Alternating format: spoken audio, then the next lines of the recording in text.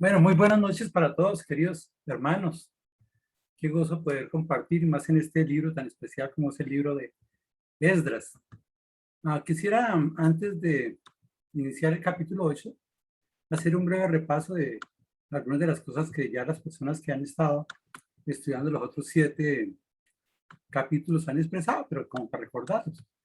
Recordamos básicamente que Nabucodonosor dio una orden en el 607 a.C. de deportar al pueblo judío. En el 586 se destruyó el templo de Jerusalén. Cuando viene Esdras, vemos que Ciro, el emperador de Persia, quien gobernó del 539 al 529 a.C., tomó el mando. Y en los primeros 6 capítulos de Esdras nos hablan del primer regreso bajo Zorobabel y la construcción del segundo templo. En el capítulo 4 vimos los obstáculos a la reedificación de ese templo. En el 5 vimos la reedificación.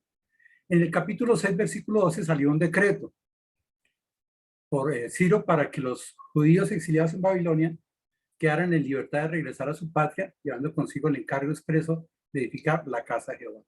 La primera parte de los primeros 6 capítulos tienen ese propósito, edificar la casa de Jehová. Y la hace Zorobabel con las personas que salen, que son más o menos 50,000 personas. Posteriormente viene Darío, luego viene Artajerjes, emperador de Persia, y Artajerjes da también una orden en el capítulo 7. Pero esta se la da a Esdras. Capítulo 7 al capítulo 10 nos habla del ministerio de Esdras o cómo ya no se reconstruye el templo, sino cómo se empieza a lograr la identidad del pueblo de Israel, ¿verdad? Cuando Esdras escribe este libro, el profeta es Ageo. Y el resumen del libro de Esdras es básicamente una crónica de esperanza y restauración. Si miramos Esdras un momentico, nos damos cuenta que en el capítulo 5, versículo 2, habla de que entonces se levantaron Zorobabel, hijo de Salatiel, y Jesúa, hijo de Josadac, y comenzaron a reedificar la casa de Dios que está en Jerusalén, y con ellos los profetas de Dios que la ayudan. Empieza a reconstruirse esta casa allí, este templo allí, que en el capítulo 6, versículo 15, dice que esta casa fue terminada y habla de la fecha, el tercer día del mes de Adar, que era el 6º del año reinado de Darío. Estando Darío, se termina de reconstruir eso. ¿Qué más sucede en el capítulo 6? Ya la idea es restaurar el pueblo. Ya se construyó el templo. Ahora la idea es buscar ese servicio espiritual. Entonces vemos cosas importantes. En el capítulo 6, versículo 18, dice que pusieron a los sacerdotes en sus turnos, a los levitas en sus clases, para el servicio de Dios en Jerusalén, conforme a lo escrito del libro de Moisés, es decir, de acuerdo a la ley. Versículo 19, celebraron la Pascua. Versículo 20, se hizo la purificación sacerdotal. El versículo 21 se empieza a compartir la Pascua, y esa Pascua tiene un requisito. ¿Quiénes celebran la Pascua? Los que se habían apartado de la inmundicia y buscaban de Dios. Recuerden que ellos estuvieron casi 70 años en cautiverio, y en ese cautiverio aprendieron cosas de los pueblos vecinos. Incluso algunos de los judíos se casaron con mujeres de esos pueblos, cosa que después en el capítulo 9 vamos a mirar. 22 celebraban con regocijo la fiesta de los panes sin levadura. Y entonces, ¿qué es lo que estamos viendo? Que habían sido fortalecidos para la obra de la casa de Dios en la parte material. Pero se necesitaba también reconstruir la identidad del judío. Es volver otra vez a establecer el culto que habían hecho durante muchos años. Volver a restablecer todas las tradiciones y todas las normas de Dios, ¿verdad? Entonces llega el capítulo 7 de Esdras. El capítulo 7 se divide en 2 grandes partes. Las primeras 10 hablan de Esdras. Dice quién era Esdras, que era descendiente de Aarón. Versículo 6 dice que era un escriba diligente, que estaba con Dios, que Dios prosperaba todas las cosas, que llegó a Jerusalén. El versículo 10, que es uno de los versículos que más no sabemos, dice el carácter de Esdras, dice que él había preparado su corazón para escudriñar la palabra de Dios, para cumplirla y para enseñarla. Él tenía un ministerio claro y definido. Y ese ministerio era social, ese ministerio era visible, tanto que Artajerjes ve a Esdras, ve sus características y lo llama y da una orden. Versículo 11 al versículo 28 es la carta que Artajerjes le da a Esdras. Y le da la orden de enviar a Esdras, según la ley de Dios, de llevar el dinero ofrendado para la casa de Dios y que coloque ese orden, coloque autoridades en el pueblo, y enseñe la palabra de Dios a quien no la conoce. Y obviamente los que la conocen, pues seguir con eso. Eso es básicamente eso. Yo pienso que el capítulo 7, 8, 9 y 10 nos habla de ese Esdras cumpliendo un ministerio dado por Artajerjes, ¿verdad? Y pienso que podemos tratar de establecer cómo crear un gran proyecto que agrade a Dios. Este era un proyecto grande. O sea, nosotros lo escuchamos fácil. Esdras iba con un grupo de personas a Jerusalén, ¿verdad? Y como que suena chévere. Pero ¿qué había detrás de esto? Eso es lo que vamos a mirar hoy. Si miramos parte de la carta que Artajerjes le da a Esdras, dice que porque parte del rey y sus 7 consejeros eres enviado a visitar a Judea, a Jerusalén, conforme a la ley de tu Dios, que está en tus manos, y llevar la plata y el oro que el rey y sus consejeros voluntariamente ofrecen al Dios de Israel, cuya morada está en Jerusalén. Y toda la plata y el oro que hay en toda provincia de Babilonia, con las ofrendas voluntarias del pueblo y de los sacerdotes que voluntariamente ofrecieron para la casa de su Dios, la cual está en Jerusalén. Versículo 17. Comprarás pues diligentemente con este dinero becerros, carneros y corderos con sus ofrendas y libaciones, y los ofrecerás sobre el altar de la casa de vuestro Dios, el cual está en Jerusalén. Y lo que a ti y a tus hermanos os parezca hacer con la otra plata y oro, hacedlo conforme a la voluntad de vuestro Dios. Mire cómo hay un principio de administración económica que deberíamos de tener en cuenta las personas que estamos en una asamblea, en una iglesia, en una casa incluso, ¿verdad? Hacerlo todo conforme a la voluntad de nuestro Dios. Y más en una época como la que estamos viviendo, donde es tan complicado. Creo que ahí hay un principio muy importante, que es lo que quiere ilustrar el capítulo 8, 9 y 10. ¿Verdad? Nos habla de los utensilios, que son entregados para el servicio de la casa de tu Dios. Los restituirás delante de Dios en Jerusalén. Y todo lo que se requiere para la casa de tu Dios, que te sea necesario dar, lo darás de la casa de los tesoros del rey. Me parece que Artajerjes es un rey muy amplio, que aunque no era directamente conocedor de Dios, conocía a Dios a través de Esdras. Creo que Esdras tenía un testimonio muy sólido ante Artajerjes, tanto que lo manda con una platica. ¿Cuánta platica habrá? Pues ahí dice toda la plata y el oro. ¿Qué tan difícil es la misión? No sabemos, eso es lo que queremos ver ahorita, ¿verdad? Y creo que el texto, repito, nos dice cómo crear un gran proyecto que agrade a Dios. Porque es lo que le dice a Artajerjes, ¿verdad? Hacerlo conforme a la voluntad de vuestro Dios. Un principio muy importante, que era bueno en esa época, que muchos no lo hacían, pero que también es bueno en esta época, que muchos a veces no lo hacemos, ¿verdad? Permítanme, oramos para que Dios tome el control de nuestras vidas, de mis voz, de mis palabras, y que Dios nos rete hoy a vivir de acuerdo a su palabra. Amado Dios, Padre Santo, te damos gracias por este libro, un libro tan corto, tan sencillo, pero que debe tener parte de tu palabra, de tus enseñanzas, de lo que tú quieres para nosotros. Pues si está ahí escrito, es porque tú quieres que aprendamos cosas de él, que nuestras vidas sean transformadas a través de estas palabras, Señor. Gracias por el ministerio de Esdras que quedó consignado ya. Y gracias porque son principios básicos de administración, de cómo crear un proyecto que te agrade a ti, así como lo planteó Artajerjes. Bendícenos a través del estudio de tu palabra, que seas tú hablando a través mío, tu Espíritu Santo inquietándonos a todos. Y muchas gracias por lo que has hecho en mi vida a través de este texto. En Cristo Jesús. Amén. Entonces vamos a ir versículo por versículo para mirar algunas de las cosas importantes. El versículo 1 dice, estos son los jefes de las casas paternas y la genealogía de aquellos que subieron conmigo de Babilonia, reinando de rey Artajerjes. Me parece algo muy importante. Esdras iba a cumplir una misión, ir hasta el otro lado del río, establecer allí gobiernos y dar la identidad al pueblo, crear ese culto ante Dios y hacerlo todo de acuerdo a la voluntad de Dios, ¿verdad? Y vamos a mirar en los primeros 14 cuál era el personal humano con el que contaba Esdras. Obviamente, si queremos tener un proyecto que agrade a Dios, tienen que haber personas, porque las personas somos las que desarrollamos parte de ese proyecto, guiados por Dios. ¿Qué vemos en este primer versículo? Vemos los jefes de las casas paternas, ¿verdad? ¿Qué vemos de ellos? Vemos unas cosas. Primero, la importancia de la familia representada por el varón. Dice acá, estos son los jefes de las casas paternas. Y habla del varón, ese varón como autoridad que Dios ha dado para el hogar, para esas casas. Segundo, habla de la genealogía. Hay una importancia en la genealogía. Decía el hermano Andrés, y es parte de lo que yo compartí algunas veces, que cuando llegamos a ciertos textos en la Biblia y leemos genealogía, como que eso nos parece aburrido, como harto, porque es que no está mi nombre. Si estuviera mi nombre, diría yo, mire, Jorge, ahí está Jorge, qué chévere. Pero a veces, primero son nombres que no son como nosotros, porque en la mayoría no es María, José, Andrés, Miguel, ¿no? Son unos nombres todos raros y malos que vamos a ver hoy, ¿verdad? Desde Alfareres para allá. Pero si está en la Biblia es porque es importante. Para el judío la genealogía era muy importante porque nos mostraba de dónde venía la herencia y qué tanta autoridad tenía esa persona, y más en el varón. Y lo otro dice Esdras, la genealogía de aquellos que subieron conmigo de Babilonia. Luego habla de un trabajo en equipo. O sea, Esdras fue con toda la autoridad a cumplir una misión, pero no fue solo, fue con todo un equipo. Y habla de la importancia de trabajar en equipo. Si queremos crear algo para el Señor, algo que agrade al Señor, tenemos que formar un equipo. No somos islas aisladas, donde cada uno puede hacer lo que quiera, no. Hay que tener una coordinación para trabajar en equipo, ¿verdad? Y obviamente habla de un principio que es la importancia de la autoridad. En este caso, la autoridad, curiosamente, era Artajerjes. Y él, yo creo que guiado por Dios, Dios tuvo que tocar el corazón de este hombre para que diera ese dicto.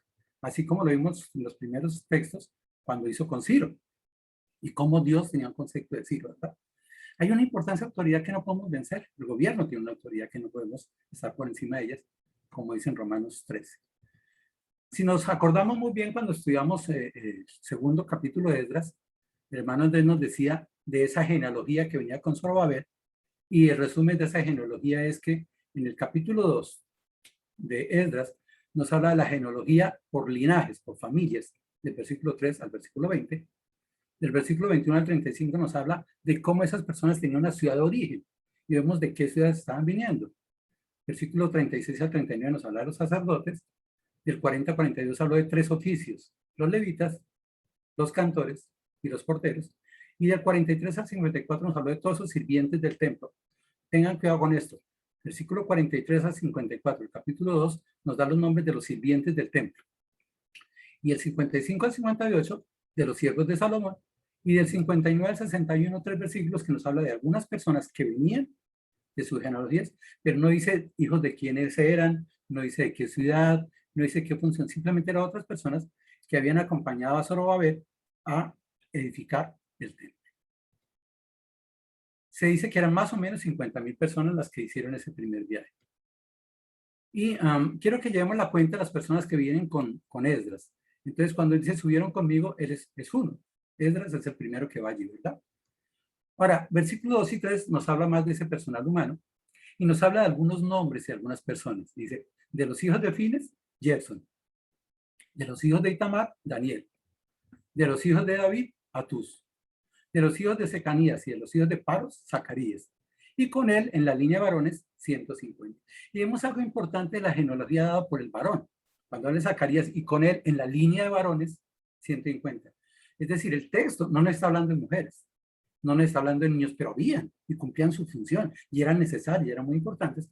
Pero en ese momento la autoridad está delegada por la genealogía al varón. Nos está hablando de la importancia de ese varón para asumir y administrar las cosas que Dios le ha dado y le ha delegado. Y nos habla de 4 personas: Gerson, Daniel, Atús y Zacarías. Y con Zacarías venían 150 varones en línea, ¿verdad? Pero si miramos un poquitico más, nos damos cuenta de que la primera persona, que es Gerson, era nieto de Finés, hijo de Eleazar. La segunda persona que habla, ¿verdad?, que es Daniel, nos dice que era el hijo menor de Itamar, y Itamar era de Itamar, que era el hijo menor de Aarón. Y luego nos habla de Atus, que era hijo de David, ¿verdad? Y por último nos habla de Zacarías, que era hijo de Paros. Cuando nosotros miramos eso nos damos cuenta de algo importante. ¿Quiénes venían con Esdras en esta segunda parte, de este capítulo? Están hablando de 2 personas que venían del sacerdocio varón, ¿verdad?, que era Gerson y Daniel. Y nos habla de una persona que representaba el gobierno, el hijo de David, que era Atus. Y por último, Zacarías, que venía de Paros. Y de ahí en adelante, hasta el versículo 14, nos habla de las personas que tenían algunas funciones, algunas atribuciones, pero básicamente era el pueblo. Es decir, venían 2 personas que representaban el sacerdocio, una el gobierno y las otras el pueblo. Luego, esta genealogía dada por el varón tenía autoridad. Acá vemos un principio de autoridad que era, ¿verdad? Y vemos que eran 150 varones que venían con Zacarías, más los 4 que nombra allí son 154. Más Esdras 1 van 155. Versículo 4 al versículo 7 nos está hablando de la importancia del liderazgo. ¿Por qué el liderazgo? Porque si ustedes ven ahí está con rojo unas palabritas, 3 palabritas que dicen y con él, y con él, y con él, y con él. Es decir, había un varón que representaba un grupo de personas. Por ejemplo, de los hijos de Pahat Moab estaba Elionai, que era hijo de Seraías, ¿verdad? Y estaba viendo cada varón con su grupo, pero también vamos a ver cada grupo con su varón, con su líder. Obviamente era el que iba adelante, el que los apoyaba, el que los dirigía. Seguramente era la persona de mayor edad o con alguna autoridad. Y eso estamos viéndolo con todos, ¿verdad?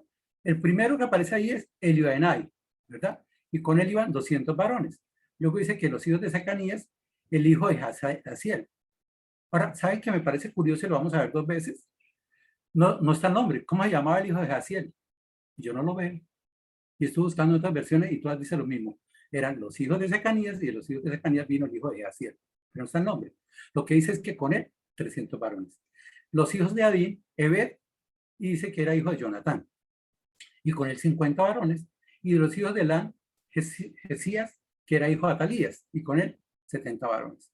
Entonces está hablando de la importancia del liderazgo y ese liderazgo viene por varones porque ese varón representaba a ese grupo de personas que estaban allá. Elionai 200, no sé quién 300, Ebed 50 y Isaías, que era un nieto del que están hablando allí, ¿verdad? De Elán, porque era hijo de Atalías, que era hijo de Elán, entonces con él venían 70. Entonces estamos viendo acá 624 personas, más las 155 que teníamos, vamos en 799 personas. Y estamos viendo la importancia del liderazgo, la importancia del varón, y vamos a ver algo muy importante en ese personal humano. Está hablando de los hijos de Zafatías, que era Zebadías, hijo de Micael, y con él 80 varones. De los hijos de Joab, venía Obadías, que era hijo de Geliel, y con él 218 varones. De los hijos de Salomit, el hijo Josifías, y con él 160 varones. Y los hijos de Babai, Zacarías, pero ese es otro Zacarías, que ya nombramos uno, que este es hijo de Bebai, y con él 28 varones. ¿Qué estamos viendo aquí? La importancia de la generación por encima de las personas. Tanto en el texto anterior como en este texto, nos habla de dos personas, pero no nos dice el nombre de él, ¿verdad? Dice en el versículo 9, de los hijos de Joab, Obadías, hijo de Jehiel, ¿verdad? Y con él 218 varones. Entonces está hablando Zebadías con 80 personas, Obadías con 218 personas, ¿verdad? Y luego nos dice el versículo 10, de los hijos de Selomit, el hijo de Josifías. ¿Pero quién era el hijo de Josifías? Yo no sé el nombre, ¿verdad? Pero con él 160 varones. Y por último Zacarías, con él 28 varones. Entonces vamos a mirar que se está hablando de una genealogía, se está hablando de una generación, se está hablando de grupos de personas porque era el liderazgo que representaba a ciertas personas, pero en dos casos no se conoce el nombre de esas personas. Me da la impresión que el texto nos está hablando de que lo más importante acá no era el nombre de la persona, sino era lo que representaba, la generación que representaba. En este caso vemos 490 personas, más 799 personas que llevamos, 1289. Y terminamos con el quinto punto, el personal humano, que son versículos 12 al 14. Nos dice, de los hijos de Asgad, Johan, hijo de Jacatán, y con él 110 varones. De los hijos de Adonicán, los postreros, cuyos nombres son estos, Elifelet, Jehiel y Semaías, y con ellos 60 varones. Y de los hijos de Bigbai, Utai y Saúd, y con ellos 70 varones. ¿Qué vemos en este texto? Algo que es muy, muy importante. Dios quiere las familias completas. Es la importancia de familias completas. Aquí estamos viendo familias completas. Mire, está hablando primero Johanan, que viene con 110 personas. Pero luego dice en el versículo 13, de los hijos de Adonicán, los postreros. ¿Qué son los postreros? Son los últimos en viajar. Es decir, seguramente con Zorobabel habían venido unos, y los últimos que vinieron, los postreros que vinieron después, son estos. 3, Elifer, Jehiel y Semaías. Y era importante, ¿por qué? Porque si esos eran los postreros, eran los últimos, con ellos terminaba la familia. Se estaban reuniendo familias. Y qué bueno que Dios piensa en las familias. Qué bueno que Dios llama a las familias, ¿verdad? Está hablando por último otros dos que vienen de los hijos de Bilbai, que eran Utai y Saúl. Y seguramente ellos dos también representaban esa familia de Bilbai y con eso queda completas. Entonces vemos que no eran personas aisladas por genealogía, eran varones que representaban una genealogía, que representaban un grupo familiar, pero que representaban familias completas. Y cuando uno mira la Biblia, ve cosas importantes. Lo que Dios quiere es eso, familias completas. Aquí aparecen 256 nombres para llegar a 1289, más las 256, 1545 personas varones que venían con Esdras. Algunos hablan de que más o menos 12,000 personas con las niñas, niños y las mujeres. Pero cuando miramos el concepto familiar y miramos, por ejemplo, en Marcos capítulo 5, versículos 1 al 20, nos habla de la persona que había sido endemoniada, el endemoniado gadareno. Este hombre que aparece a Jesús, que Jesús lo transforma. Este hombre era un hombre que gritaba, airaba, se agredía, ¿verdad? Y ve a Jesús y le dice, ¿qué tienes conmigo, Jesús? Y Jesús saca ese demonio de allí. Y este hombre quiere servir al Señor, quiere servir de todo corazón al Señor. Le dice, Señor, llévame contigo. Pero ¿sabes qué le dice Jesús? No, ve a los tuyos y cuéntales cuán grandes cosas ha hecho el Señor en ti. Dios llama a familias. Dios quiere que cuando tú llegas a Cristo, no llegues solo. Dios quiere que a través tuyo lleguen familias. Y lo que estamos viendo acá es cómo Dios completa esas familias que van a viajar con ellas para llegar a Jerusalén, para lograr esa identidad del pueblo de Israel. Vemos otro texto, por ejemplo, Josué. Cuando Josué empieza a reunir al pueblo, le dice, ustedes tomen una decisión, pero yo y mi casa serviremos a Dios. Te quiero preguntar, querido varón, ¿tienes pleno convencimiento de que tú debes ser la autoridad de tu casa, pero que tú funciones con tu familia? Que debes de llevar la palabra, el testimonio y el ejemplo, porque Esdras, lo que llamaba la atención de Esdras era el ejemplo, el testimonio que él daba. Era un testimonio que cogió que Artajerjes pudiera hablar del Dios de usted, que pudieran ofrendar una platica, que vamos a mirar ahorita cuánta platica era, para poder llevarla allí para no solo para terminar de edificar el templo, sino para los holocaustos, los sacrificios y todo lo que representaba, ¿verdad? Josué toma esa decisión, yo en mi casa serviremos. El varón toma esa decisión y lleva a las personas, no a las malas, sino con su testimonio. Y el otro testimonio que podemos ver es el del centurión. Cuando Pablo está en Filipos, es encarcelado, produce este terremoto, el centurión sale y dice, no, no, no me voy a morir, ¿qué hacemos? Y le dicen, cree en el Señor Jesucristo y serás salvo tú y tu familia. Qué importante que nosotros recordemos estas palabras. Qué importante que nosotros estemos refrescando estas palabras al mundo, un mundo perdido, un mundo convulsionado con todo esto que estamos viendo en este momento, ¿verdad? Y que podamos llevar ese mensaje de poder servir al Señor con familias. Dios llama a familias enteras, ¿verdad? Y es responsabilidad de la iglesia llamar a esas familias, a dedicar a esas familias, a orar por las familias. Pero si hemos visto esas 1545 personas, llega un texto que es el versículo 15, donde nombra a los ausentes. Miren lo que pasa en el versículo 15. Ya se nombraron la familia, se ve la importancia de la familia, del liderazgo, del varón, de los grupos, cada grupo con su varón, cada varón con su grupo. Habla de esos nombres. Pero después dice, una vez que los llamé a todos, que los reuní a todos, dice, lo reuní junto al río que viene a Java y acampamos allí 3 días. Y habiendo buscado entre el pueblo y entre los sacerdotes, no allí de los hijos de Leví. Entonces nos habla de 1545 personas que estaban, ¿verdad?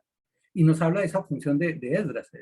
Esdras como líder, ese que llevaba adelante, ese que fue encargado por Artajerjes y que por su carácter, que había escudriñado las escrituras, que había preparado su corazón, había escudriñado las escrituras, que aplicaba las escrituras y que enseñaba las escrituras, pues tenía esa capacidad de liderazgo. Y en ese liderazgo, ¿qué hace? Reúne a la gente.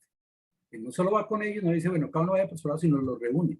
Y mire, dice que acampamos allí 3 días, 3 días al lado del río, porque el río le daba seguridad, porque el río le daba alimentación, porque el río le daba agua, ¿verdad? Él piensa en todas las cosas y eso hace un líder. Un líder reúne a la gente en unas condiciones adecuadas, en unas condiciones óptimas, y los tiene 3 días allí para compartir no solo tiempo, sino seguramente para planear cómo iban a hacer las cosas, y seguramente ya en su mente, bajo oración, tenía lo que iba a hacer y empieza a explicarle a los demás. La función del liderazgo es explicar lo que se va a hacer, es planear con las personas, es compartir eso, ¿verdad? Pero había un inconveniente, siempre sucederán inconvenientes. En todos los proyectos que hemos para Dios habrá inconvenientes, no todo es completo, pero no porque algo falte, no porque algo pase, se depara la obra. El inconveniente que había es que no halló allí de los hijos de Leví. Faltaban los hijos de Leví, ¿verdad? Y era importante, ¿por qué? Porque los hijos de Leví, los levitas, eran encargados de llevar instrumentos al templo, eran los sirvientes del templo y era el personal que maneja la adoración a Dios. Dice Deuteronomio capítulo 10, versículo 8. Y en esa expresión, pues, ¿qué era lo que iba a hacer Esdras con todos los que iban? Eso, restablecer el culto, restablecer el servicio que estaba allí en el templo. Para eso ya se había construido el templo, se acabó en el capítulo 6 la edificación del templo, pero los templos solos no funcionan. Se necesitan las personas allí y se necesitan los distintos ministerios, que ejercen las funciones para consolidar a esas personas y para fortalecer la palabra de Dios y enseñar a los que no conocen la palabra de Dios. Entonces lo que vemos acá es que no estaban los hijos de Leví. Ahora, viene a ser una pregunta. ¿Por qué no estaban los hijos de Leví? ¿Eran necesarios o no eran necesarios? Pues parece que sí, porque todo lo que iban a hacer tiene que ver con el templo. Y ellos eran los que llevaban los instrumentos, los que tenían la alabanza y los que eran sirvientes del templo. Hay muchas teorías para esto. Una teoría es que no fueron con Esdras, seguramente porque estaban como en Babilonia, allá ya tenían sus esposas, de otro lado dijeron, no, pues es que no vamos allá a tocar a ellas, y, ay, eso de caminar tanto tiempo, no, no, no. Otra posibilidad es que no querían colocarse bajo autoridad, ellos tenían autoridad. Y me llama la atención, algunas veces escuché a alguien enseñando, no me acuerdo quién, que decía que una de las dificultades que tienen algunas iglesias son los problemas con la alabanza. Porque muchos llegan solo a la alabanza, pero cuando es la palabra de Dios se pierden, se funden, ¿verdad? No que se van. O se les dice usted haga eso y dice, no, qué pena por usted, pero yo soy líder de alabanza. Yo soy de la alabanza. Entonces parece que en esa época ya sucedía estas cosas, ¿verdad? Y lo otro que se piensa es que habían partido todos con Zorobabel. Y se habían partido con Zorobabel, pues estaban todos allá y no podían viajar con ellos. Independiente de lo que sea, la situación que se presenta, el inconveniente que se presenta, es que no había. Esdras estuvo buscando por 3 días buscando por acá, buscando por allá, y no halló allí ninguno de los hijos de Leví, ninguno. Entonces, ¿qué pasa cuando quieres crear un proyecto para Dios? Cuando quieres tener un gran proyecto para Dios y hay un problema, un inconveniente, pues hay que solucionarlo. Entonces, ¿cómo empezó a solucionar Esdras? Primero escogió hombres idóneos. Versículo 16 nos habla de 9 personas, entonces despaché a Eliezer, Ariel, Semaías, Elnatab, Jerín, el otro el Natán, otro Zacarías, ya van 3 Zacarías, Musolán. ¿Y quiénes eran estos 9 hombres? Estos 9 hombres que iban allá, dice que eran hombres principales. Cuando hablamos de principales, pues esa palabra principal suena como eran muy necesarios. Y esa palabra quiere decir que eran personas importantes, que eran personas sobresalientes por alguna capacidad o por su liderazgo. Es decir, eran personas que eran reconocidos por otros para tener acciones, ya fuera por su forma de hablar, por su forma de expresar, por su conocimiento de la palabra de Dios o por su capacidad de mover personas y de tener autoridad. Pero no solo iban estos 9, sino iban otras 2 personas. Asimismo, a Jorial, ya el Natán, otro Natán también, entonces el Natán. Pero de esos 2 nos habla de otra cosa, dice que eran hombres doctos. Eran hombres doctos. Esa palabra hombres doctos quiere decir personas con discernimiento, personas letradas, personas que eran maestros de la palabra de Dios, que eran entendidos de la palabra, así como Esdras. Seguramente, dicen algunos, que había una escuela que era el modelo de Esdras, personas que preparaban su corazón, que escudriñaban las escrituras, que aplicaban las escrituras y enseñaban las escrituras. Y Artajerjes les había dicho eso, vayan allá, hagan sus holocaustos, hagan eso y enseñen la palabra de Dios a quien la enseñe. Entonces, Esdras ya había escogido esas 11 personas, pero aquí las necesita. Escoge hombres idóneos. Y cuando nosotros vamos a hacer algo para Dios, tenemos que buscar personas que tengan ciertas capacidades, ¿verdad? Que sean idóneos para hacer la función que se les va a enviar. Y los envía con un propósito. Mire el versículo 17.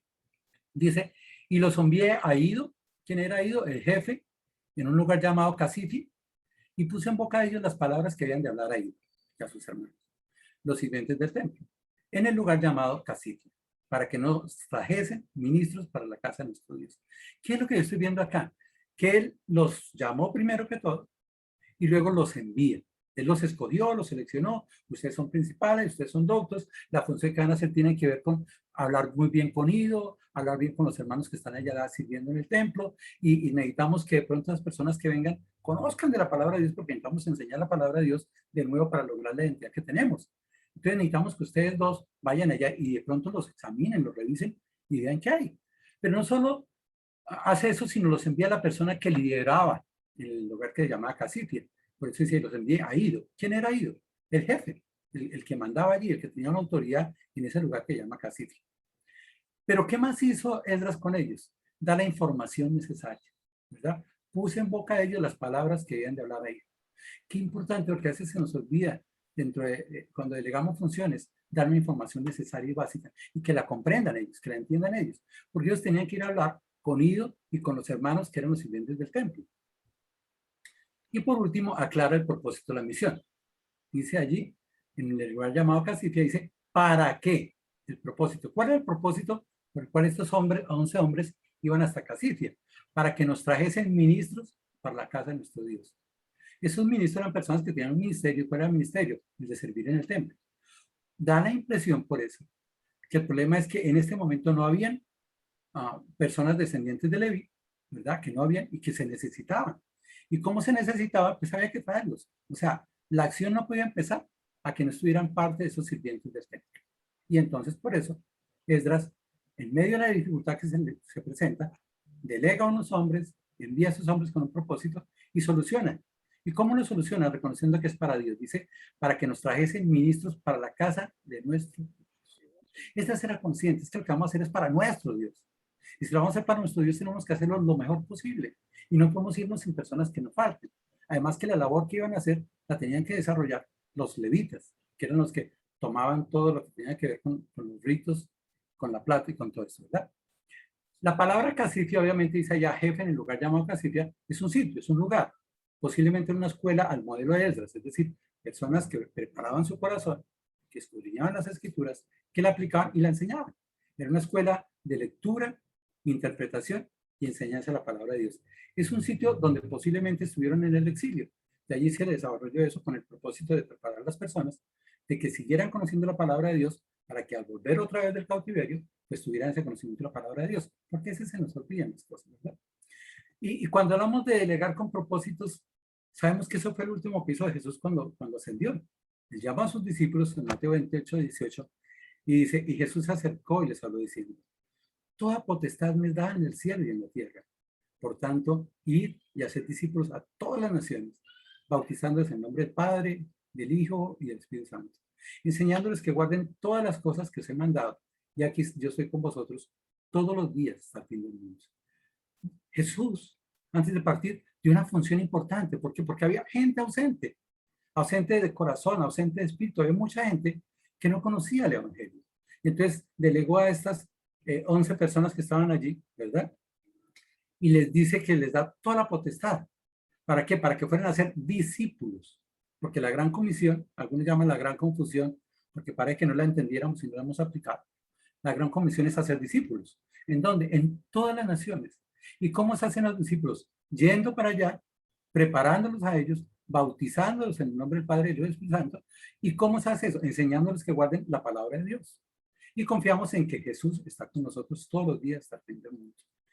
Jesús nos envió a nosotros. No, ahí no están solo los apóstoles, porque era poco posible que 11 personas lideraran un proyecto de tal magnitud para enseñar el Evangelio en todas las naciones. Luego, esa gran comisión está vigente en el día de hoy. Y tú y yo tenemos esa función.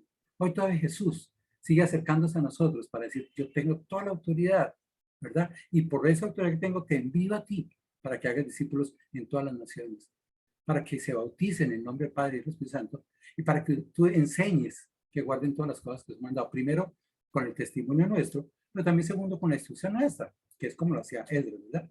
Y confiamos en que no estamos solos, que Jesús está con nosotros, solo hasta el fin del mundo. No más. Entonces, Esdras ve una ausencia, coge personas, envía a las personas con un propósito. ¿Y qué pasa después? Me parece muy interesante lo que viene en el versículo 18. Dice el versículo 18, ¿a qué los mandó Esdras? A que trajeran ministros para el templo, servidores del templo. Y mira el versículo 18, me fascina este versículo. Dice, y nos trajeron según la buena mano de nuestro Dios sobre nosotros. ¿A quién? A un varón entendido de los hijos de María, hijo de Leví, hijo de Israel, que se llamaba Serebías. Y lo envió con sus hijos y sus hermanos, que eran 18. Pero no solo envió a Serebías, sino a Hasabías. Y con él a Jesaías de los hijos de Meral, y a sus hermanos y a sus hijos, que son 20. Y en el versículo 20 dice que no solo fue Serabías y Hasabías, sino que enviaron de los sirvientes del templo, a quienes David con los príncipes puso el ministerio de los levitas, y envió a 220 sirvientes del templo, todos los cuales fueron designados por su nombre. Entonces estamos viendo cómo estos 11 hombres que fueron a donde iban, a Casifia, cumplieron la misión, trajeron el equipo. Ahí habla de cuántos trajeron, ¿verdad? Pero qué importante la intervención divina. Me parece que Esdras era un hombre muy conocedor de la forma en que Dios obraba, muy conocedor de Dios. ¿Por qué? Porque había preparado su corazón. Él no solo conocía la palabra de Dios, sino permitía que la palabra de Dios le hablara a él. No era él el que llevaba ideas a la palabra de Dios. Es la palabra de Dios la que le llevaba y conocía las cosas de Dios. Y él decía, la cosa no está fácil, o sea, sí, allá tiene que haber mucha gente preparándose. Y yo creo que se quedó orando diciendo, bueno, Señor, envía a los que han de ser. Y por eso el 18 dice, sí, nos trajeron según la buena mano de nuestro Dios. Dios interviene. Cuando hay ausencia de personas, cuando hay algo que falta, cuando hay una solución, las personas encargadas de esa misión tienen que estar orando para que Dios intervenga. Y dice, la buena mano de nuestro Dios. Dios es bueno. Dios es bueno. Su obra, su actuar es bueno. Es lleno de bondad, lleno de amor, lleno de todo lo que tú y yo necesitamos. Su gran misericordia y su gracia siempre nos cuidan, siempre nos protegen. No importa qué proyecto estamos trabajando para el Señor, no importa las dificultades que veamos, no importa las carencias, ahí está Dios. Y la buena mano de nuestro Dios está con nosotros, ¿verdad? Y por eso envió a esas personas, ¿verdad? A Serebías con 18, a Hasabías y a Jesaías y a 20 más, ¿verdad? Y sirvientes del templo 220. Luego llegaron 261 personas más que se suman a los 1,545 personas.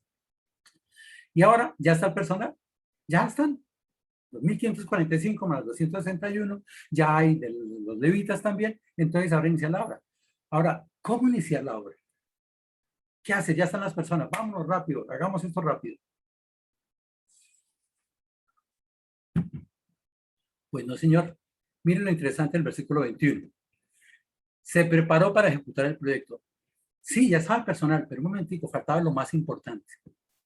Dice el versículo 21, y publiqué ayuno allí junto al río Ahava para afligirnos delante de nuestro Dios, para solicitar del camino derecho para nosotros y para nuestros niños y para todos nuestros bienes. Algo importantísimo. Mire, la cosa no era fácil. Ellos tenían que pasar el río. Versículo 25 del capítulo 7, lo que le dice a Tarjeres, a Esdras, le dice, y tú, Esdras, conforme a la sabiduría que tienes de tu Dios. Mire que Esdras era testigo y testimonio para Tarjeres. Artajerjes conocía que Esdras era un hombre con la sabiduría de Dios. ¿Y por qué era sabio con la sabiduría de Dios? Pues porque leía la palabra, porque preparaba su corazón, porque escudriñaba la palabra y la aplicaba y la enseñaba, ¿verdad? Y entonces, Artajerjes, que reconoce esa función de Esdras, le dice, ¿sabes qué? Con esa sabiduría que tienes, pon jueces y gobernadores que gobiernen, ¿qué? A todo el pueblo que está al otro lado del río. Luego, la función que tenía que cumplir era al otro lado del río. Claro, cuando uno dice esto al otro lado del río, piensa allí en el río, en Pescaderito, y pasar al otro lado, ya suba ya a la mesa de los santos y haga eso. No, la cosa era difícil, porque habían pueblos enemigos, porque había gente que quería robar. ¿Y cuánta plata llevaban? Bueno, todavía no lo sabemos, ¿verdad? Parece que llevaban, ¿qué era? Oro, plata y algunas ofrendas que habían dado. Vamos a ver cuánto era eso. Y dice, ya todos los que conocen las leyes de tu Dios, y al que no la conoce, la enseñarás. Esas necesitaban personas que enseñaran la palabra de Dios. Por eso llegó a esos servidores, por eso llegó a estas personas que eran principales y doctos, ¿verdad? Y obviamente, en el capítulo 7, versículo 18, dice, de acuerdo a la voluntad de Dios. Ahora, yo creo que la voluntad de Dios implica la protección de Dios. Yo creo que las cosas de Dios, en el tiempo de Dios, no carecerán del favor de Dios. Y entonces, ¿qué es lo que hace Esdras? Lo que hace es publicar ayuno, ¿verdad? Un ayuno colectivo. Ahora, esa palabra publicar quiere decir como dar un edicto o como convocar para el ayuno. ¿Qué fue lo que Esdras hizo? Reunió a toda la gente allá al lado del río. Recuerden que lo estuvo allí 3 días. Envió a las personas. Llegaron las personas. Parece que todavía están en el río porque no habían pasado el río. Seguían allá en el río. ¿Cuánto tiempo? No lo sé. Pero ¿qué hizo cuando llegaron todos? Listo, ya está el personal. Pero espere, falta lo más importante. Antes de salir, vamos a ayunar. Y 3 cosas importantes del ayuno, ¿verdad? Ese ayuno colectivo tenía propósitos. Primer propósito, la aflicción del ser, para afligirnos delante de nuestro Dios. Esa aflicción es la palabra que quiere decir quebrantarse. Es decir, ellos habían vivido muchos años fuera del templo, fuera de Jerusalén. Habían aprendido algunas costumbres y todo eso. Seguramente algunos habían pecado y seguramente algunos estaban pecando. Como lo vamos a ver en el capítulo 9, vamos a ver uno de los pecados que había en esa época, ¿verdad? Pero ¿qué tenemos que hacer? Afligir nuestro corazón. El ayuno no es más sino debilitar al cuerpo para que el espíritu salga. Por eso es que cuando ayunamos, ayunar no es dejar de comer y mirar por la ventana a ver a quién se mueve mal. El ayuno, que es algo físico, tiene que ir acompañado de algo espiritual. La lectura de la palabra de Dios, la oración, la alabanza, el estudio de la palabra de Dios, ¿verdad? ¿Y eso qué hace? Que nuestro corazón se quebrante, que se fortalezca el espíritu y se baje la carne, el orgullo, porque a veces queremos hacer las cosas a nuestro modo. Entonces tendríamos que evitar esa carne para que mi yo se quede allí y el espíritu, con Cristo estoy juntamente crucificado, y ya no vivo yo más, Cristo vive en mí. Y lo que vivo ahora en la carne lo vivo en la fe del Hijo de Dios, ¿verdad? Es poder como ese Jesús, ese Espíritu Santo que está en mí, puede tomar plenamente el control.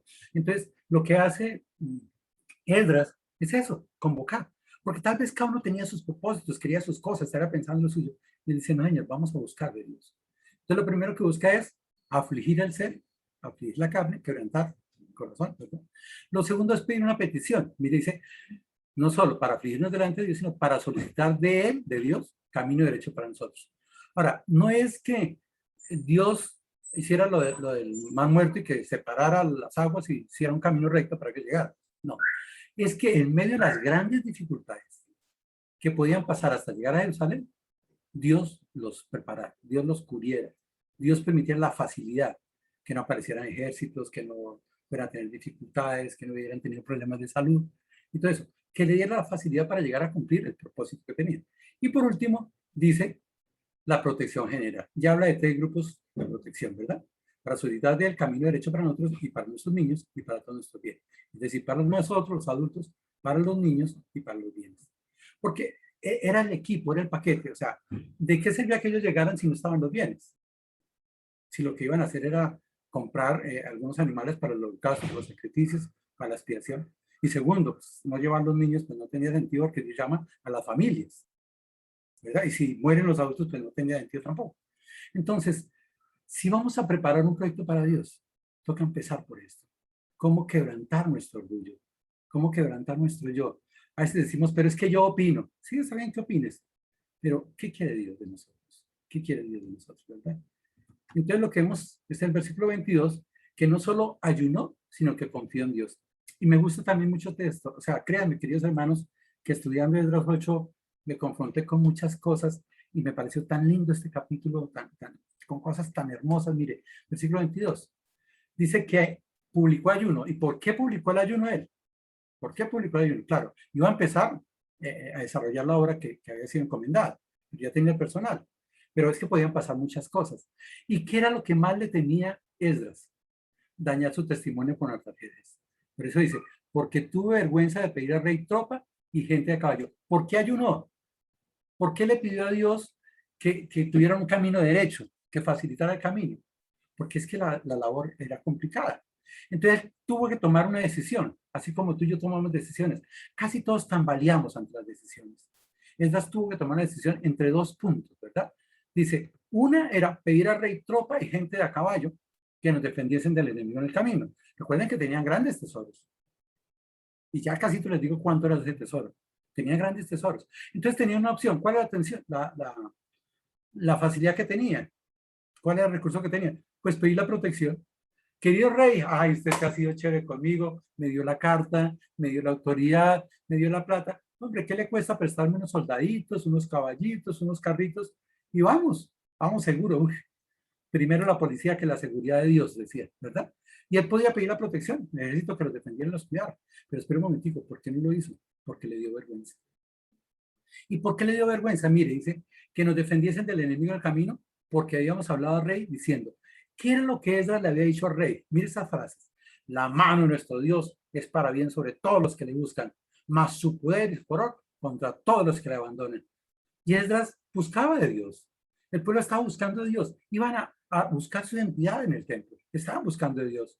Ahora pregunto, ¿qué era lo que decían ellos? El poder de Dios, la mano de Dios está con nosotros. Y entonces Atajer les diría, bueno, y si la mano de Dios está con ustedes, ¿para qué quieren soldados? Entonces Esdras, entendiendo eso, dijo, que lo primero que hay que hacer es ayunar. Hay que ayunar. Hay que buscar de Dios. Señor, por favor, enderezca nuestros caminos, quebranta nuestros corazones, que no lo hagamos como nosotros queremos, sino como tú lo quieres, ¿verdad? ¿Qué hizo ahí? ¿Por qué ayunó? Para solicitar en el camino derecho para nosotros, como decía en el versículo 21. Y de esa manera, ¿qué hacían? Testificar de la protección y el juicio divino, porque era lo que decían. Siempre decían, la mano de nuestro Dios es para bien sobre todos los que le buscan, más su poder y su poder contra todos los que le abandonan. Desde la perspectiva de lo que ellos enseñaban, decían, Dios defiende a su pueblo, Dios defiende a los que le buscan y ataca a los que están en contra. Ahora, si ellos tenían enemigos en el camino, ¿Qué era lo esperado? Que el poder de Dios se volcara sobre ellos, más su poder y su furor contra los que la abandonan. ¿Verdad? El Salmo 20, versículo 7 dice, estos confían en carros y aquellos en caballos, mas nosotros, en el nombre de Jehová nuestro Dios, tendremos memoria. Ellos flaquean y caen, mas nosotros nos levantamos y estamos en pie. Querido hermano, querido amigo, si está escuchando en este momento, ¿sabes que buscar de Dios es algo muy importante en la vida del ser humano? Porque aquel que busca a Dios confía plenamente en Dios. Y puede caer, claro que sí, pero se levanta, porque la gracia de Dios, la misericordia de Dios y el poder de Dios está con nosotros. Y eso nos levanta, Él nos sostiene. Por eso el Salmo 91. Jeremías, capítulo 17, versículo 7 dice, bendito el varón que confía en Jehová y con la confianza de Jehová. Y está diciendo dos cosas que es una sola cosa. Primero, bien, bendito el varón que confía en Jehová. Es decir, qué bueno poder confiar en Dios. Pero lo segundo, ese adjetivo cuya confianza en Jehová, quiere decir que no solo confía en Dios, sino que su confianza está en Dios. Es decir, un creyente, desde esta perspectiva, no tiene plan B. Dios es su único plan, el plan A. No está buscando otro plan. Sí, nosotros queremos a Dios, pero mándenos 200 soldaditos, por favor, que es que vamos 15,000 personas, mándenos 500 soldaditos. No. Ahora, tal vez Esdras lo pensó. Por eso dice, porque tuve vergüenza de pedir al rey. Tal vez lo pensó muchas veces, pero terminó confiando en Dios. Por eso yo creo que a él también le tocó ayunar, porque en la carne le está diciendo, no, va a tocar llevar soldados porque es que llevamos una plática aquí y la función mayor es grande, ¿verdad? ¿Qué es lo importante? Que toda decisión que tomaba Esdras en este momento era para glorificar a Dios. Y él decía, si yo le testificaba a jefes que la mano de nuestro Dios es para bien con los que le buscan y su poder y su poder contra los que no le abandonan, yo no puedo decirle lo contrario. Yo tengo que ser coherente. Y lo que decimos es lo que hacemos, porque queremos glorificar a Dios. Esdras quería glorificar a Dios. Y la forma de glorificar a Dios es siendo coherente con lo que él decía, con lo que le explicaba. Y entonces, no solo ayunaron, sino también oraron a Dios. Dice el versículo 23, ayunamos pues y pedimos a nuestro Dios sobre esto, y él no fue propicio. ¿Qué está diciendo? Esdras seguía pensando, ¿qué hago? ¿Pido a los soldados? ¿No los pido? No, pero es que no haría testimonio. Y ya sabemos que la mano de Dios está con los que le buscan. Entonces, ¿qué vamos a hacer? Oremos. Ya ayunamos. Ya quebrantamos nuestro corazón. Ahora dependamos del Señor. ¿Y qué hizo? Pedir a nuestro Dios sobre esto. Y lo lindo, mira el versículo. Dice, ante las expectativas de un viaje o un proyecto, lo mejor es la seguridad de confiar en Dios. Dios va a actuar. El viaje duraba más o menos 3 o 4 meses, dicen algunos. ¿Y qué hicieron entonces? Primero ayunaron, segundo pidieron, oraron, y tercero, Dios fue propicio. Esta parte me suena como Javes. Javes pidió, y Dios le otorgó lo que pidió.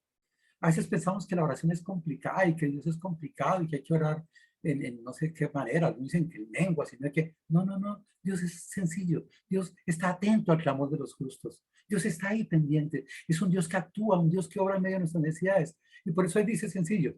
Ayunamos pues y pedimos a nuestro Dios, porque hay que tener una relación con Dios.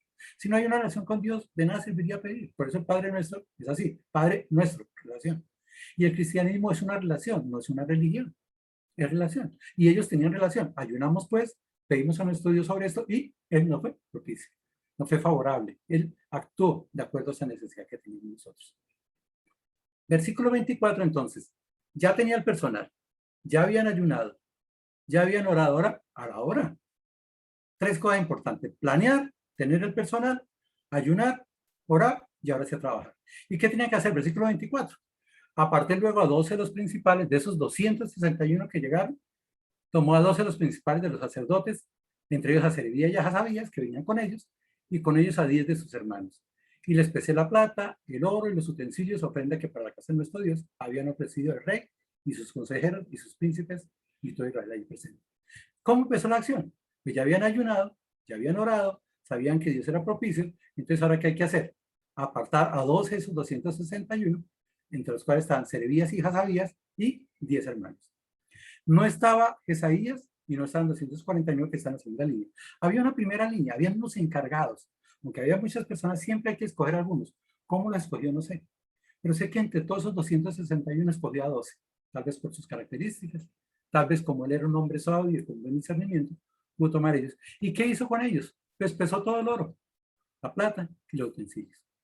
Y lo otro importante es que esa era la ofrenda que habían ofrecido el rey y sus consejeros y sus príncipes y todo Israel presente. ¿Y para qué era? Para la casa de nuestro Dios, ¿verdad? El oro y los utensilios de ofrenda que para la casa de nuestro Dios habían ofrecido el rey. Entonces, estas eran muy conscientes de lo que llevaban, de lo que iban a hacer, ¿verdad? Y encargó a estas 12 personas de todo esto. Entonces, manos a la obra, actuó. Los llamó primero a estos 12, les pesó las plata y les entregó detalladamente. Mire el versículo 26. Pesé pues en manos de ellos 650 talentos de plata.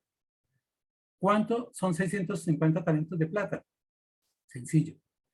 Estaba yo leyendo ayer un artículo que salió y decía que como se había presentado problemas con la basura, que habían partido ciertos camiones para Huachica y que la basura que se había recogido en Bucaramanga eran 4 toneladas. Escúchenme, 4 toneladas la basura de los bomangueses. Girón, Florida y Mississippi de Puesto. Iban llegando a Huachica y los devolvieron, 4 toneladas. Pero ¿a cuánto equivalen 650 talentos de plata? Mire, a 22 toneladas de plata. Mire de lo que estamos hablando, 22 toneladas de plata. ¿Alguien sabe qué es una tonelada, verdad? 1000 kilos. Para 22 toneladas de plata. Pero después dice utensilios de plata por 100 talentos. Un talento equivale a 34 kilos de plata. 100 talentos, 3.400. Y 100 talentos de oro, pues 3.400 kilos de oro. A propósito, ¿alguien sabe cómo es la libra de oro? El gramo de oro. Me multiplique un gramo por 34, por 340.000 y eso era lo que había solo en oro. 3.400 kilos de oro. ¿Verdad? Y habían 20 recipientes de oro de 1.000 dracmas. Eso equivale más o menos a 8 kilos cada recipiente. O sea, serían otros 160 kilos de oro. Y dice, y 2 vasos de bronce bruñido muy bueno, preciados como el oro. Es decir, habían 2 objetos finos de bronce pulido que valían como el oro. Ahora sí hagan cuentas, hermanos. ¿Cuánta plata llevan? Y esta se la delegó a esas 12 personas. 22 toneladas de plata, 3.400 kilos de plata, 3.400 kilos de oro, 160 kilos de oro y otros 2 objetos de oro. La cosa no era tan sencilla. Y se lo entregó allí, ¿verdad? Versículo 28 le da ánimo para cumplir su labor. Dice, y les dije, vosotros estáis consagrados a Jehová, y son santos los utensilios, y la plata y el oro, ofrenda voluntaria a Jehová, Dios de nuestro Padre. Hay unas palabras de ánimo. ¿Sabes que alguien que está a cargo de las cosas, alguien que está liderando, anima a las personas a cumplir? ¿Resalta algo? ¿Y qué resalta de estas personas? Lo primero que le dicen es, ¿cuál es su posición en Dios? Vosotros estáis consagrados a Jehová. Qué lindo que cuando deleguemos una función, digamos, mira, querido hermano, tú vas a hacer esto porque tú eres escogido por Dios para esto. Tú eres separado para servir al Señor. Tú estás muerto al pecado, como hablamos en el mensaje hace 8 días, el domingo. Estamos muertos al pecado para servir al Señor. Y si estamos vivos para servir al Señor, hagámoslo de la mejor forma. Estamos consagrados para llevar, ¿verdad? Y lo que tenemos, lo que agregamos, es santo. La importancia de esos bienes no era cualquier cosa. Eran unos utensilios de plata y de oro para el sacrificio a Dios, para el servicio en el templo. Y era la ofrenda voluntaria que habían hecho el rey, los principales y el pueblo de Israel. Hay que hablar del origen de los bienes. ¿Sabes que a veces manejar las ofrendas es complicado? Porque nos olvida que tenemos una posición en Dios. Dios nos consagra para manejar sus bienes. Y esos bienes que recibimos son separados para Dios. Esa es la palabra santos. Son separados para Dios, ¿verdad? Y muchos hermanos ofrendan de todo corazón. Algunos de lo mucho que tenemos, algunos de lo poco que tenemos. Pero vamos de corazón, ¿para qué? Para que esos bienes sean administrados. Y es lo que está haciendo, hay que tener cuidado con eso. Coge estas 12 personas y dice, mira, ustedes son consagrados a Dios, son preparados por Dios, son llamados por Dios para cumplir esta función como servidores del templo. Estos bienes son muy importantes porque son para la casa de nuestro Dios. ¿Verdad? Y el origen de esos bienes viene de esto y eso. Y esas personas lo dieron de todo corazón, por eso cuidémoslo nosotros. Y ese propósito era para las cosas de Dios. Y bueno, y les dio esa plata, ¿y qué? Les dio todos esos bienes, ¿y qué? Pues les ponen responsabilidad y una fe. ¿Qué responsabilidad? Tenían que llevar esos dineros hasta Jerusalén. Por eso escogió a esos 12, ¿verdad? ¿Y qué tenían que hacer? 2 cosas. La responsabilidad era vigilarlos y guardarlos. Es decir, tienen que estar pendientes que no se pierda una sola cosita. Tienen que guardarlos, tienen que atesorarlos, tienen que respetarlos y valorarlos porque son bienes del Señor. Y como son bienes del Señor hay que guardarlos. Y les da un alcance, ¿verdad? Ese alcance es hasta que los peséis delante de los príncipes y sacerdotes. Es decir, así como yo les peso esos bienes a ustedes y les escribo aquí en esta cartica cuánto hay, ustedes tienen que hacer lo mismo cuando lleguen a Jerusalén. Entonces el alcance era hasta que los vuelva a pesar. La fidelidad se representaba no solo en cargarlos por ese tiempo, sino que terminaba cuando los pesaran ante los príncipes de los sacerdotes y los levitas. Y tenían que entregarlo, pero no se lo pueden entregar a cualquier persona. Por eso Esdras, quien está liderando, quien está guiando a todas estas personas, les dice las cosas muy detalladas, ¿verdad? La función suya termina cuando le pesen esto a los príncipes y a los sacerdotes y levitas y a los jefes de las casas paternas de Israel. A ellos.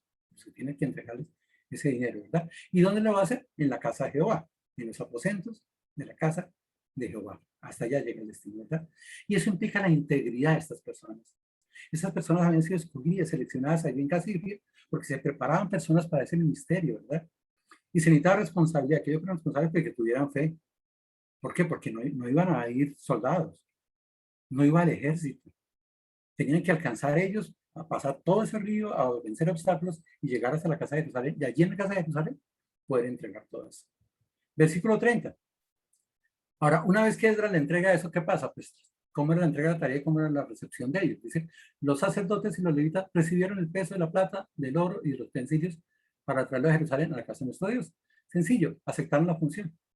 Cuando una persona que está en cargo de algo da una función, la otra persona debe aceptar, entendiendo cuál es la función, cuál es el alcance, hasta dónde llega, ¿verdad? ¿Qué hicieron ellos? Definidas personas, los sacerdotes y los levitas recibieron el peso, ¿verdad? ¿Qué hicieron? Recibieron el peso, los utensilios con un propósito, llevarlo a la casa de nuestro Dios. Y aclaran el alcance de función hasta que lleguen a la casa de nuestro Dios. Un proyecto para el Señor implica que las personas aceptemos las funciones, que esas personas estén definidas, que esté definida la función y que diga hasta cuándo llega esa función, ¿verdad?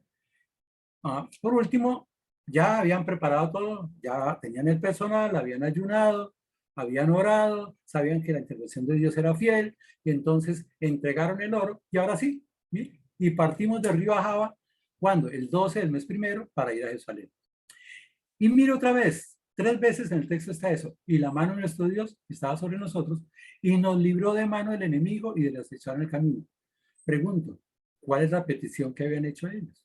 ¿No era esa? Pues Dios obra. Y llegamos a Jerusalén, reposamos ahí 3 días. Entonces, después de la preparación de las personas, ayunaron, oraron, entregaron, aceptaron la labor y partieron. Ya habla la fecha, ¿verdad? El 12 del mes primero. Habla del propósito vigente para ir a Jerusalén. Y habla de un invitado presente. Dios siempre será nuestro invitado en los proyectos, porque son los proyectos de Él. Él va a estar ahí.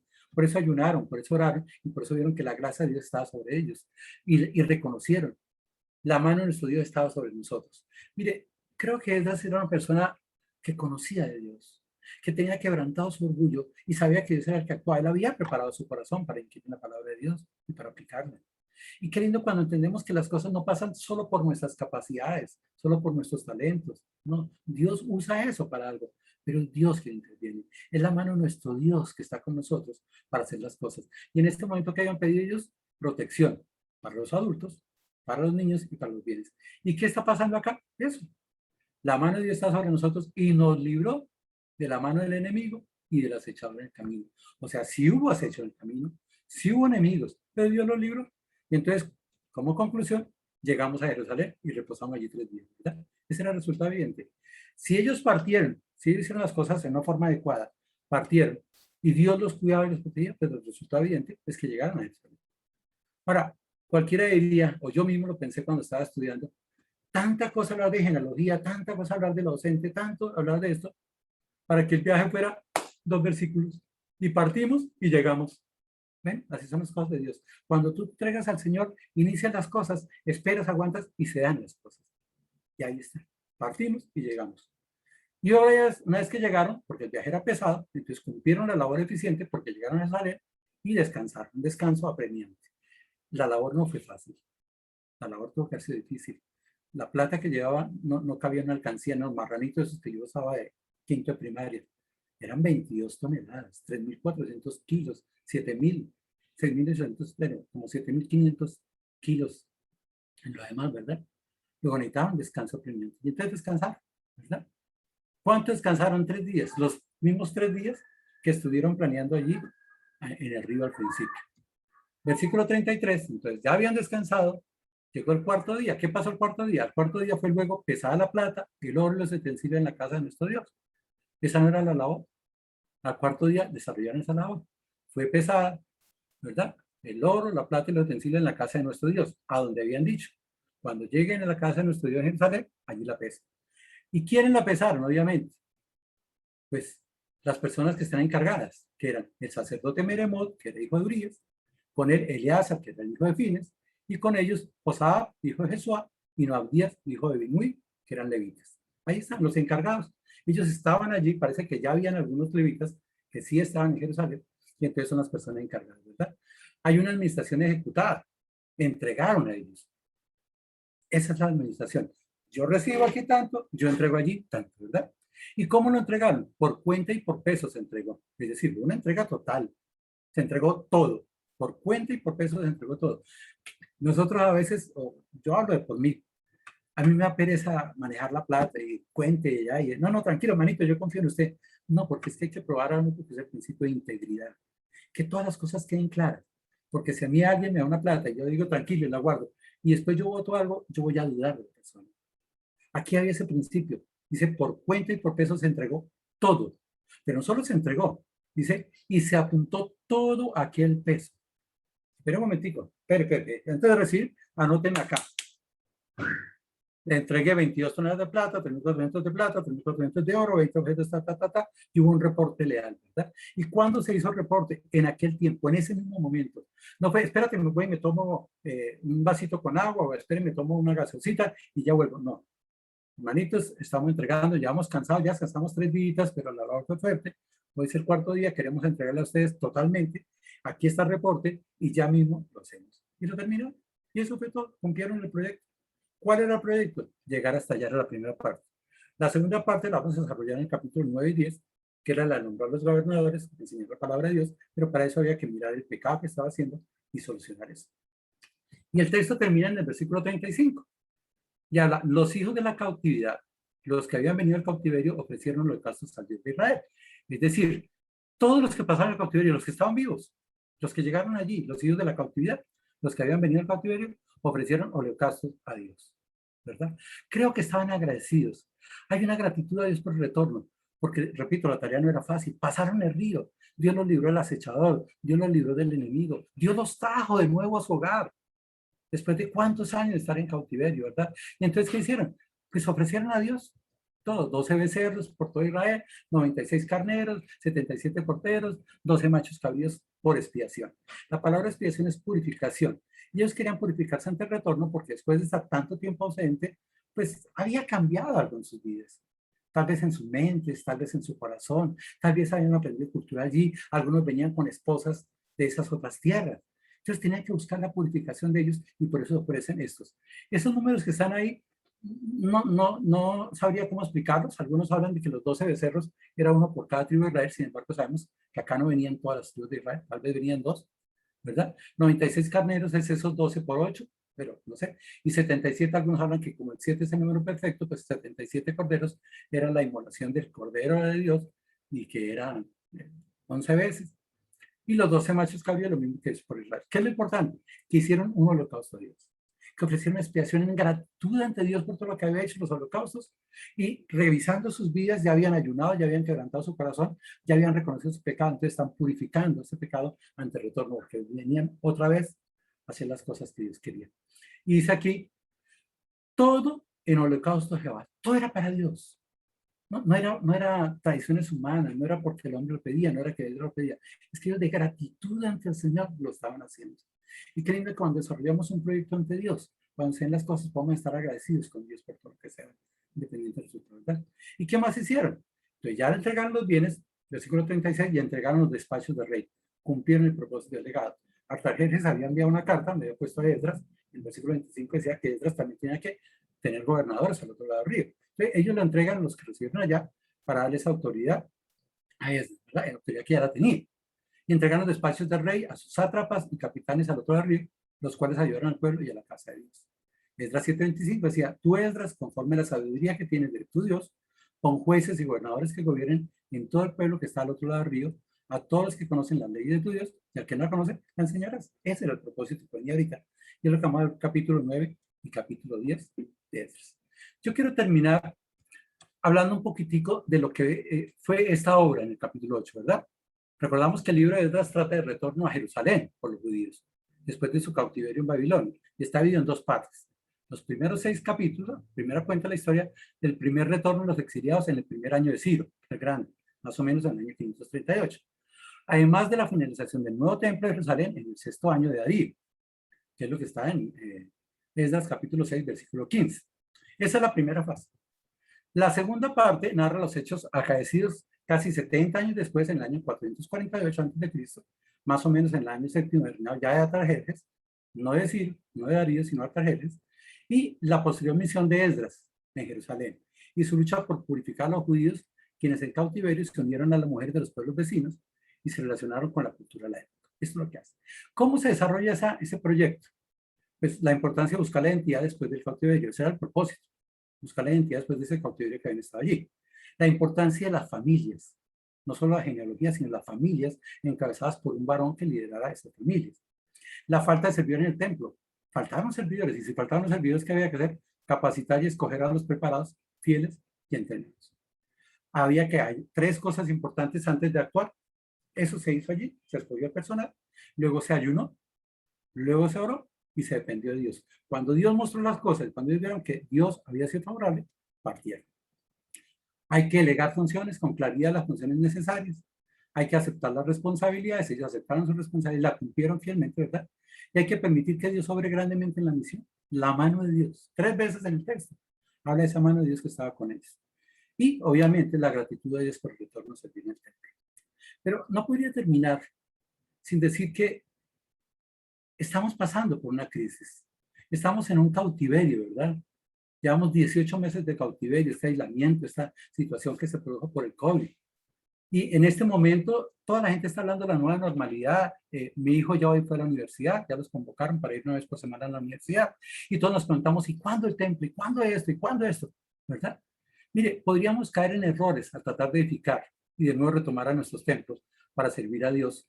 Sería bueno escuchar las palabras del rey de Tarjes diciendo, hacerlo conforme a la voluntad de vuestro Dios. Creo que ese magnífico proyecto de volver otra vez a nuestros templos tiene que contar con la voluntad de nuestro Dios. Y así como Esdras desarrolló un plan, qué bueno que nosotros podamos hacerlo. Debemos de recordarnos ese plan de Esdras, ¿verdad? Se debe cumplir en 2 fases. La primera, edificar el templo, pero como los templos ya están, las capillas ya están, tenemos que preparar las normas de bioseguridad. Seguramente algunos tendremos que arreglar algo que se deterioró, algo de esas cosas. Y primero hay que preparar el templo. Así de sencillo es la primera fase. Y la segunda fase es, obviamente tiene que haber un comité encargado que tenga la autoridad para llevar a cabo la misión, así como lo llevó Esdras, así como Esdras delegó a otros. Lo segundo es la importancia de buscar la identidad después del cautiverio. Hicimos unos cambios un poco drásticos para permitir que la tecnología fuera lo posible para estar sobreviviendo espiritualmente estos 18 meses de cautiverio, ¿verdad? Pero vamos a ir a los templos ahora. Pero ¿cómo hacer ese cambio? Ese cambio no es así de fácil, porque hemos perdido algunas cosas que se han ganado con la virtualidad, no podemos desconocer, no. Pero queremos llegar otra vez a lo que hemos hecho siempre, a esa tradición del abrazo, de las palabras, de decirnos. Pero eso tiene que ser un proceso para llegar a buscar esa identidad que no va a ser ni mañana ni pasado mañana. Hay que hacerla poco a poco, ¿verdad? Pero hay que tener la importancia de las familias, hay que congregar a las familias, hay que reunir las familias, hay que orar por las familias. Tal vez alguna familia, 1 o 2 familias, una persona se ha dispersado, se ha ido. Hay que orar por ellos. Hay que hablar con esas personas. Hay que fomentar todo en la familia. Y tal vez haya algunas personas ausentes. Habrá algunos que no estén ya, que salieron, que se fueron, ¿verdad?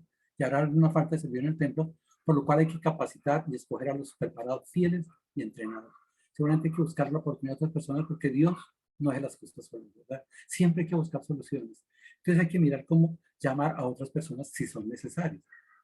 Pero todo eso tiene que partir con 3 principios. Ayunar, orar y depender de Dios. Es como lo hizo Edward, ¿verdad?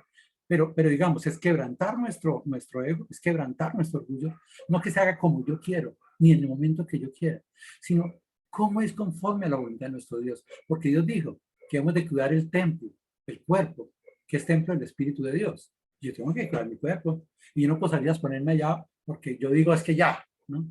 Por eso, hermano, hay que quebrantar nuestro orgullo. Hay que hacer las cosas de acuerdo a la voluntad de Dios. Hay que orar y hay que depender de Dios. Y hay que delegar con claridad las funciones necesarias, porque seguramente tocará primero abrir las células, los grupos de estudio, los grupos familiares, ¿verdad? Y hay que aceptar la responsabilidad. Necesitamos personas que acepten esas responsabilidades para empezar a actuar. Y hay que permitir que Dios obre grandemente en la misión. Cuando estemos orando, cuando estemos crucificando esa carne en nosotros, esas pasiones de nosotros, Dios va a obrar. Dios va a mostrar el momento, la forma y la manera de hacer las cosas. Pero espero que en un día no muy lejano podamos darle gracias a Dios por el retorno a servir en el templo. Podemos darle gracias a Dios por retornar otra vez a nuestras asambleas. Y yo me imagino, yo no sé, a mí me vibra.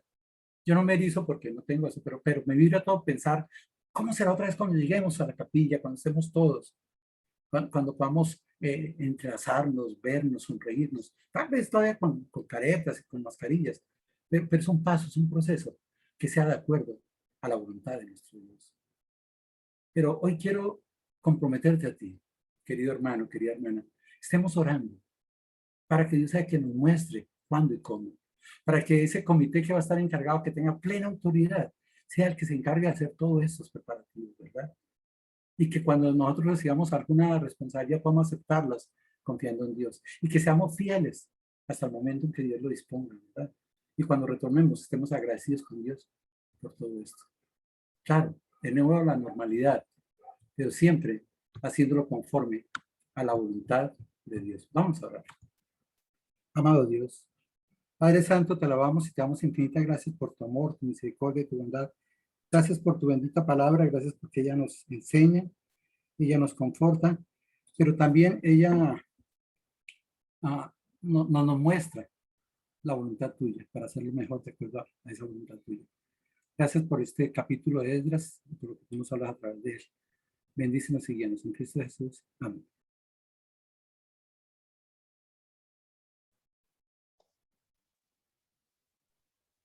Muchas gracias, hermano Jorge. Gracias a todos los hermanos por su asistencia, a las hermanas invitadas mañana a su reunión, 7 de la noche por Zoom. Y nos volvemos a ver, Dios mediante, el jueves, 6:30 en la reunión de oración.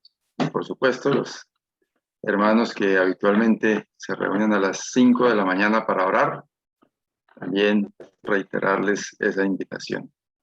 Buenas noches para todos, hermanos. Que el Señor les bendiga. Hermanos. Buenas noches, hermano. Buenas noches para todos. Gracias. Señor les bendiga. Buenas noches para todos. Buenas noches, Dios les bendiga. Gracias. Buenas noches, hermano. Chao, Chao, chao. mi hermanita Andrés. Chao. bendiga a todos. Amén. Hermano David. Chao, hermano David. Hermano Isao. Hermano David. Chao. Chao, María Lucía. Chao, mis hermanitos. Hola, María Lucía.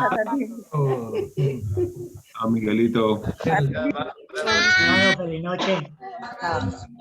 Chao, Miguelito. Chao, tío, feliz noche. Amén. Chao, hermano David. Chao, hermano Jairo. Hermana Alicia. Eduardo. Hermano Freddy. Chao, chao. Chao. Dios les bendiga. Buenas noches. Amén. Vean.